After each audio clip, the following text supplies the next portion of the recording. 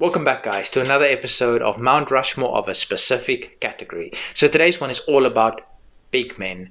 Now, this is going to spark a lot of debate because there are so many absolutely phenomenal big men that there's been in wrestling, but I could only pick four because this is a Mount Rushmore.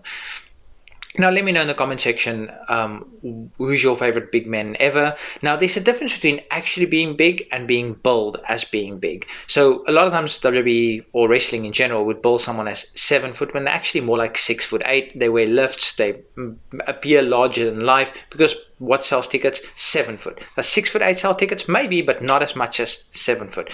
So, in my opinion, big is going to be a combination of probably like 350 plus pounds, 6'8" or more, something along those lines. There's not really a very set metric about what makes you a big man in wrestling. I just went for who I think are pretty big men and pretty good at what they do. Now, again, there's going to be debate, and this is just my opinion. Let me know yours. So, we got to speak about Kane. Just the longevity of his career, the debut, the intimidating presence he was early in his career when he stood face to face with Undertaker, and the commentary about nobody really ever looks bigger than Undertaker, and you've got this guy, he looks bigger than Undertaker, all of that, just incredible. Just his presentation, the mask, the slasher monster, everything about Kane just screamed, this is a big, intimidating man. So I've got Kane on here. Now, I've left out multiple, but again, it's up for debate. Next, we've got to speak about Yokozuna. Yokozuna, the stories you hear people say about Yokozuna. So Bret Hart is not one to mince his words. Bret Hart is not one to sugarcoat stuff. Bret Hart said he moved like a guy that's 250 pounds. He moved like not a big dude at all. Now, 250 pounds is still massive, but for wrestling, not incredibly big. He moved like a guy of that size when he was legitimately 600 pounds. Now, at the tail end of his career, he was obviously a lot heavier and he didn't move like he used to and he got gassed quicker. But in his prime, like the time when 1993, around that time, he moved agile like a cat. Mark Henry on Undertaker's podcast said Yokozuna even used to play basketball at a high level at his size. It's just incredible. And then he did moves like the bonsai drop. Obviously on jobbers he did it completely different, but on like talent like Bret Hart, Hulk Hogan, all the main guys, they would say it's like a pillow dropping on you. He would take such good care of his opponents. Absolutely incredible big guy. Next, we've got The Undertaker. Again, is he really 6'11", 7 foot? No. He's said it himself. He's closer to about 6'8" in real life. But again, I'm going with what was billed. Undertaker, everything from that mortician, Western zombie character to his biker to the phenom to the just everything about him just screams he knows what he's doing.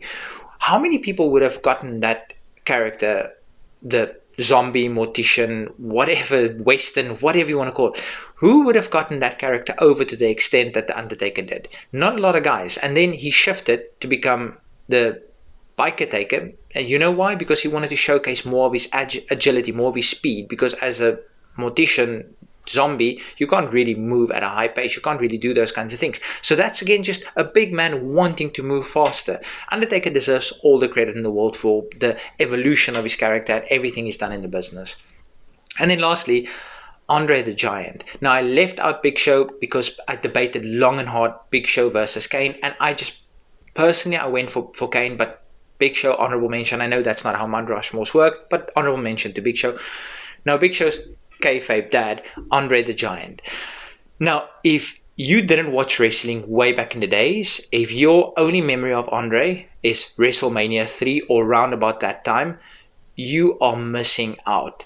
Guy used to do missile drop kicks. He used to do the most incredible moves you can possibly think of. If your only memory is WrestleMania 3, go back and watch some of his earlier stuff. WrestleMania, he was in so much pain. He needed the rope just to help him stand. It's not got to do with him not being an incredible big man. It's got to do with he needed to. You know why he wore the singlet instead of his traditional short tights that he used to wear? Because he had a back brace on to help him stand, and he wanted to hide that from the audience, so he wore that singlet. Now that singlet has become iconic. It's synonymous with Andre, but he used to wear like trunks, and the reason he did that was to hide the back brace. He could barely stand WrestleMania 3, but that's not to detract from just what Andre has done in wrestling. The guy has paved the way for all the future big men and the kind of work that they could do. Andre, just absolute legend and one of my favorite big men of all time. Hope you guys enjoyed this one.